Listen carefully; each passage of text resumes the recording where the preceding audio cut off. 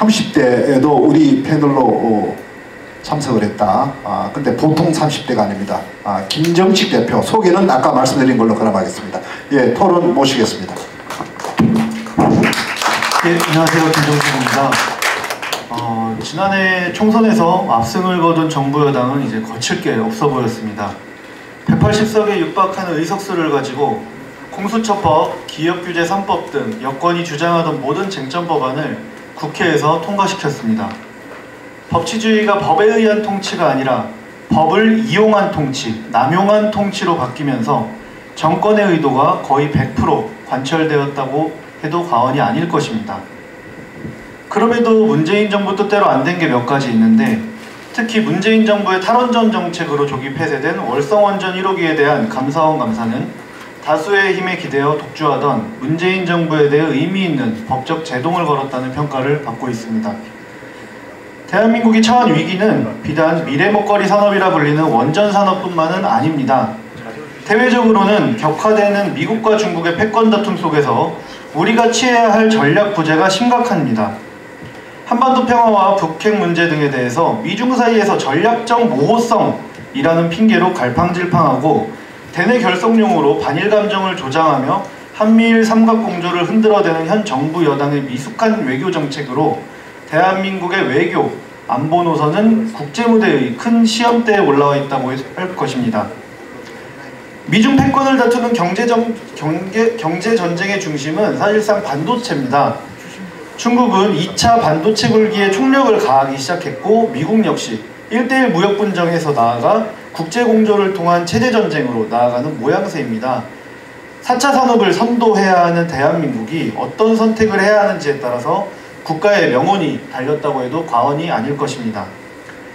대내적으로는 작년 한 해 국가 채무가 123.7조 원이 증가하면서 1948년 대한민국 건국 이래 처음 한 해 순채무 증가가 100조 단위를 넘어서게 되었고, 한국은행의 2021년 2월 중 금융시장 동향에 따르면 2월 말 기준 은행 가계대출 잔액은 1003조 1000억 원입니다. 한국은행 통계 작성 이래 은행 가계대출이 1000조 원을 넘어선 것은 처음입니다. 아무리 코로나 사태로 경제가 어렵다고 하더라도 국가를 운영하는 사람들이 이처럼 급격하게 채무를 늘리면서 문 정부 이후 상황은 고려한 적 없다라고 말하거나, 기축통화인 달러를 발행하는 미국이나 그와 유사한 극소수 선진국을 예로 들면서 괜찮다고 말하는 것은 국가의 미래를 보지 않고 국정을 운영하는 것이라고 볼 수밖에 없을 것입니다.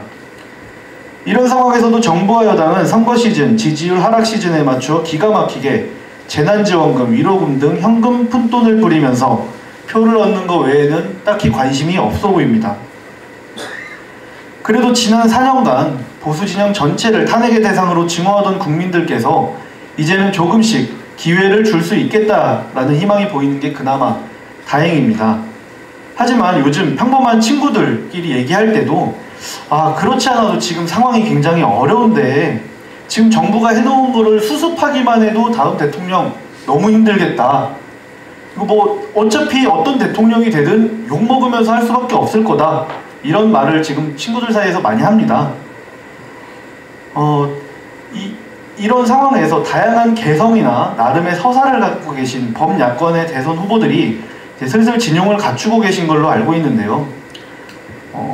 대통령은 누가 돼야 하나? 라는 이 주제는 지금 상황에 참 시기적절한 것 같습니다.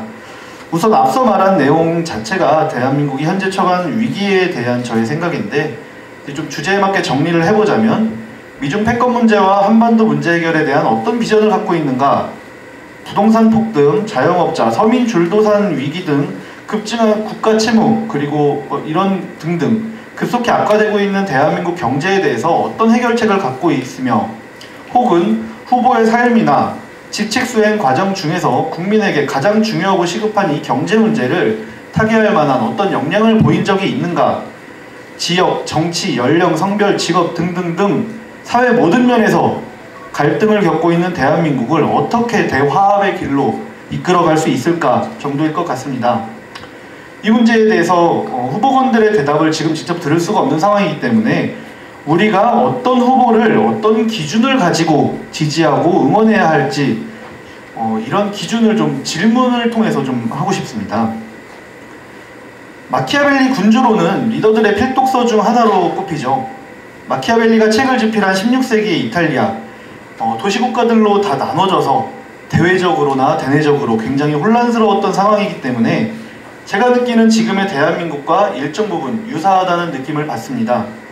이런 관점에서 어떤 사람이 가장 이상적인 대통령일까요?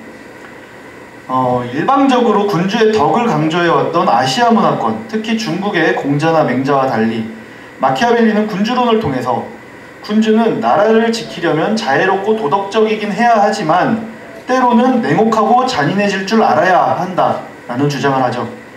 이니 하고 싶은 것 다해 라면서 극성 문재인 지지자들이 외쳤던 그 당시 문재인 후보에게 투표한 가장 큰 이유 중 하나가 착해 보여서 라는 것, 여러분 우리 모두가 다 알고 있는 사실입니다. 임기 5년 동안 현재 국익과 국가의 미래를 최우선의 가치로 헌신해야 하는 대통령이라는 직책은 그 칸트가 주장했던 정언명령처럼 윤리적인 기준의 표상이 될 수 없다는 것을 우리 모두는 인정해야 될 것입니다. 그렇게 우리가 지지하는 대통령 후보만큼은 얼마나 현 정부의 억압을 받았는가, 얼마나 선한 인물인가라는 기준보다는 얼마나 대통령 직무 수행에 적합한지에 대해 생각해보는 것이 맞다고 저는 생각합니다. 차선책으로는 여러분이 지지하는 후보, 우리 마음속에 있는 후보가 그러한 직무 수행 능력을 갖출 수 있도록 자극해주는 것이겠죠. 세 번째로는 우리를 구원할 절대적 존재가 있다라는 우리 마음속에 메시아주의를 경계해야 된다고 생각합니다. 원래 국민이나 유권자는 정치적 메시아를 기대하고 바라게 되죠. 그리고 특히나 많은 권한을 행사할 수 있는 대통령제를 둔 국가에서 심지어 여기 계신 분들 그리고 저희처럼 수년간 국가가 어려운 길로 들어서고 있다는 걸 느끼면서도 온몸으로 무력감을 느낀 유권자들은 더욱 강하게 메시아주의를 바라게 될 수도 있습니다. 하지만 정치에서의 메시아주의는 굉장히 위험하겠죠. 사이비 종교처럼 자기를 잘 포장하거나 혹은 타의에서 포장돼서 신격화 혹은 영웅화되는 정치 지도자는 국민과 유권자를 그리고 우리 대한민국을 더 깊은 절망에 빠뜨릴 수 있다는 것을 우리는 명심해야 될 겁니다. 현재 범야권에서 가장 기대를 받는 분들이 윤석열, 최재형, 홍준표 후보일 것입니다. 세 분 모두 현 정권에서 많은 어려움을 겪은 것으로 알고 있고 개인적인 서사에서도 굉장히 훌륭하신 분들이라고 생각합니다. 여기에서 그분들의 토론문을 작성할 때는 세세하게 작성을 했는데요. 그분들에 대해서 일일이 열거하는 건 옳지 않을 것 같고요. 그분들 말고도 이제 대선 출마를 선언하신 이미 정치인도 있고 하실 예정인 분들도 있는데 각자의 영역에서 나름의 소신과 철학을 갖고 개성 있는 서사를 만들어 오신 분들이라고 생각을 합니다.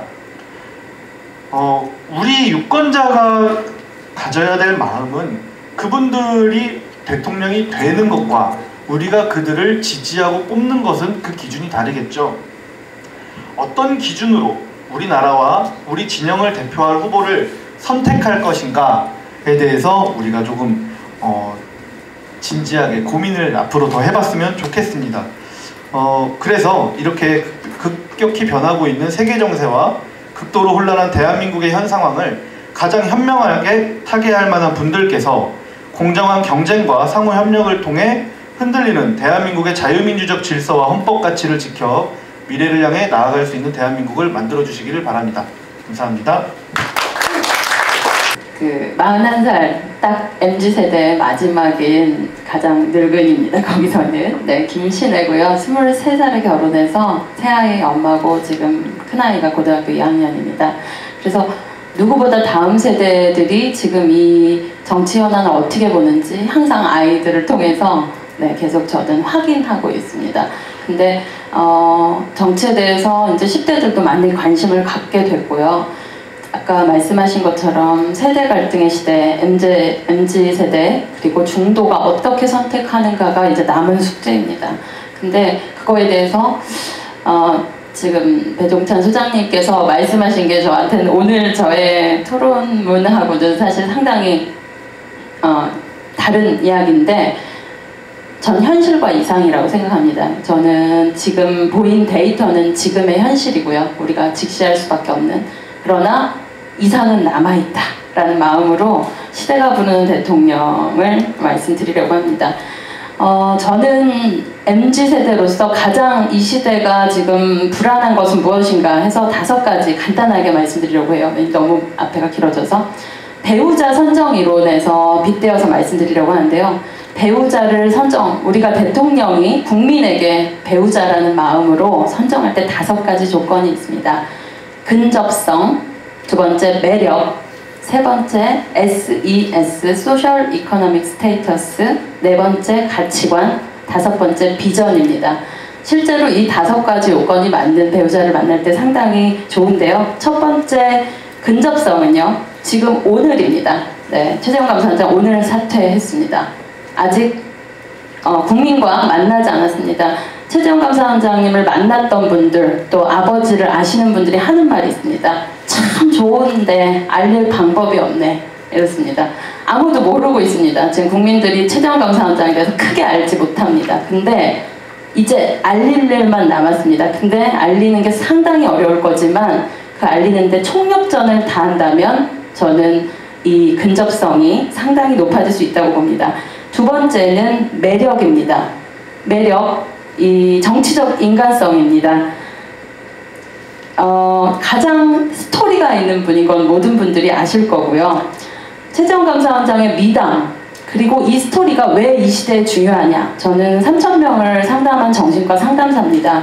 지금 MZ세대 여러분 집에 있을 텐데요. 일단 아이들 취업이 안 되고 있고 취업 안 하고 있고 그리고 결혼할 생각 없고 연애를 안 합니다. 당연히 아이도 낳지 않습니다. 이 모든 것이 사실은 지금 문재인 정권에서 아주 잘못된 정책의 총알을 우리 집에서 여러분들 자녀들을 통해 보고 계실 텐데요. 그것을 해결할 저는 리더십을 최재형 감사원장이 갖고 있다고 봅니다. 무엇이냐면 결국 이 패밀리 리빌딩입니다.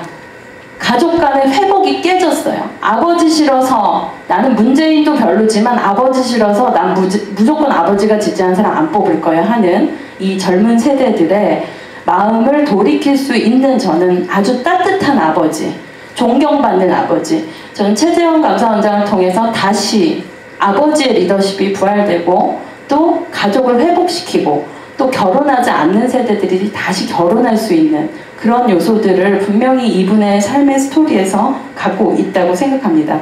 그런 매력, 그리고 친구를 업어서 4년 동안 대학을 같이 합격시키는 공동체 리더십입니다. 이기적이고 지금 문재인 정권을 통해서 아까 윤서인 작가님 말씀하셨지만 정말 실력도 안 되고 급도 안 되는 사람들이 그 자리에 다 가고 모든 그 시민 족벌, 시민단체를 통해서 다 헤쳐먹던 이들이 아닌 우리가 함께 잘 살 수 있다. 이런 것들을 할 수 있는 요소를 저는 그분의 2번째 매력으로 꼽습니다. 3번째 소셜 이코노믹 스테이터스에서 가장 중요한 그분의 소셜은 자유민주주의자라는 것입니다. 여기 4페이지에 보면 스펙트럼에 최재형의 길, 과거 재판에 대한 오해들, 그리고 고영주 변호사의 변론해서 이건 한번 쭉 읽어보시면 이분이 맞다, 자유민주주의자다라는 것들을 아실 수 있을 것 같습니다. 그 다음 이코노믹은 경제를 저는 부흥시킬 수 있는 요소를 이분이 갖고 있다고 생각합니다. 아직 중요한 것은 최재형 감사원장이 자신을 드러내고 어떤 정치인이 되기 위해서 무언가 행동을 한 것이 아니라 자기 삶을 잘 살아온 한 분의 리더십이 이 시대에 필요하다고 저는 생각을 합니다. 그리고 단지 그것이 데이터상으로 나올 수 있을 만큼 시작도 되지 않았다. 오늘 출발선상에 섰다고 생각하고요. 스테이터스는 최영석 대령의 아들인 최재형입니다. 결국 대한민국 백선엽 장군과 최영석 대령님 6.25 참전용사 아니십니까? 누구보다 이 나라를 위해서 나라를 구해라, 탕정구국의 정신으로 나라를 구해라. 저도요 어릴 때 할머니가 항상 새벽기도 때 에스더처럼 살아라, 나라를 위해서 기도하고 너가 희생해라. 그게 무서운 겁니다. 자녀에게 그 존경하는 부모가 바램, 사명, 기도 이런 것들은 어떻게도 바꿀 수가 없는 거예요. 단지 지금 데이터상으로 누가 잠깐 팡 떠서 저는 그런 요소와 다른 요소를 최재형 감사원장이 갖고 있다고 봅니다. 네 번째 가치관은 아까 말씀드린 자유민주주의와 자유시장경제 체제, 그리고 누구보다 헌법 가치를 유지시킬 뿐이라고 생각합니다. 마지막 다섯 번째는요, 비전인데요. 뮤지컬 아이다의 이걸로 마지막을 말씀드리겠습니다. 내게 바라는 걸 알지만 난 두려워, 또 내가 지도자란 그 사실도. 이게 뮤지컬 아이다의 공주가 나는 지도자 하고 싶지 않다, 나는 안 하고 싶다, 난 그냥 이것이 나의 자리가 아니다 하는데요. 그 노예로 팔려간 국민들이 누더기천을 뜯어서 제발 우리를 구원해줘요 라고 노래를 내립니다. 아이다 아이다 우리의 바램, 그건 평생의 봉사, 지혜, 용기, 이렇게 말을 하고요. 마지막에 그 옷을, 누더기천 옷을 입습니다. 그리고 내 백성들 원하는 게 거칠고 내 능력밖이라는 걸 알아, 이런 노래를 하면서, 그러나 이 마음에 국민들의 불을 붙여주신다면 나는 그 길을 가겠다, 그걸로 충분해 하면서 그 민족을 구하러 나갑니다. 저는 눈물이 납니다. 아까 윤석열 작가님 얘기하는데 왜 이런 나라가 됐을까? 내가 사랑하는, 우리가 사랑하는 대한민국을 지켜줄 사람, 그런 사람이 지도자가 돼야 된다고 생각합니다. 근데 그런 지도자가 아직 눈에 잘 보이진 않습니다. 최재형 감사원장님 출발선상에 섰습니다. 이분이 그런 분이 돼주시기를 바라고, 우리 국민들은 누더기천을 뜯어야 됩니다. 홍보해야 됩니다. 아무도 몰라요. 내 자식이 몰라요. 엄마 몰라. 최재형이 누구야? 나 윤석열은 아는데, 엑스파일은 아는데. 이렇게 될 때 가장 중요한 건 여러분 국민들이 누더기천을 뜯어서 누군가 그 국민을 지킬 지도자를 많이 홍보해 주실 것이 필요하다고 생각하고요. 결국은 마지막은 야권 단일화입니다. 윤석열 총장과, 결국 아까 윤석열급이라고 말씀하셨는데, 윤석열 총장이 최재형의 손을 들어준다면, 또 최재형이 윤석열의 손을 들어준다면, 그리고 둘이 만나서 미리 함께 보이진 않지만 정통령과 부통령 같이 함께 간다면, 저는 이번에 정권교체는 데이터상으로 현실은 우리에게 불가능을 말하지만 저희의 이상은 국민의 바램으로 뒤집어 엎을 수 있다, 그런 희망을 가져보고 마칩니다. 감사합니다.